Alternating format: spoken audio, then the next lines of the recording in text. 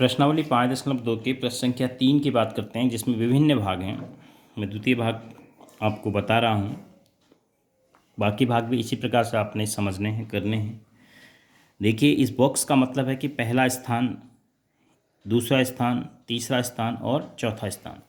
तो यानी पहला पद और तीसरा पद आपको नहीं पता है, जबकि दूसरा पद और चौथा पद आपको पता है। तो आपको दूसरा और चौथे पद की मदद से डी निकालना है, प्रथम पद निकालना है। कैसे हम करेंगे? जो चीज़ हमें पता है हम उसको नोट करते हैं। हमें दूसरा पद पता है तो सांकेतिक रूप से दूसरा पद बराबर A2 हमें पता है कितना, 13। अब A2 की जगह हम लिख सकते हैं A धन 1D, क्योंकि दूसरा ही पद है तो 1 धन 1 बार D बराबर 13। इस समीकरण नंबर हम इसको 1 दे देंगे और हम पहुंच जाएंगे अपने पाठ 3 में। दो चर पर आधारित रैखिक समीकरण। देखो x धन y बराबर 13, इस प्रकार से।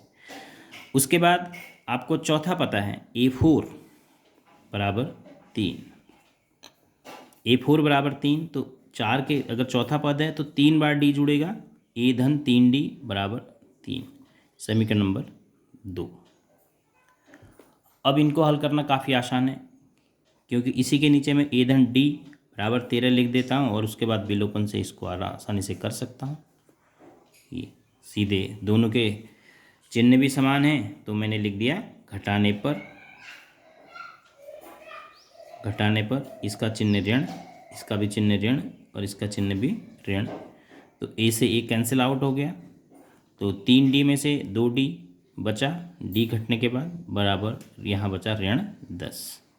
तो D का मान 10 ऋण का बट्टे 2, तो D बराबर आपका आ गया ऋण 5। अब D का मान ऋण 5 आ गया, तो D का मान रख दीजिए समीकरण 1 में। D का मान समीकरण 1 में रखने पर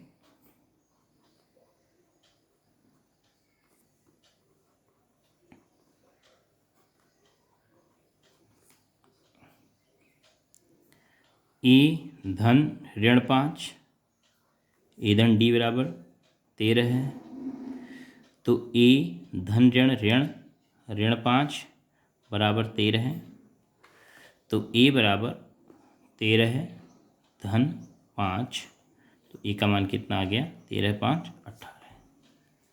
तो आपका A की जगह 18 आ गया। अब आप बॉक्स भर सकते हैं। पहला पद आपका कितना आ गया, 18, और उसके बाद D का मान आया ऋण 5, यानी 5 घट रहा है। 18 5 13 आ गए, 13 में से फिर घटा कितना आ जाएगा, ये 8 आ जाएगा।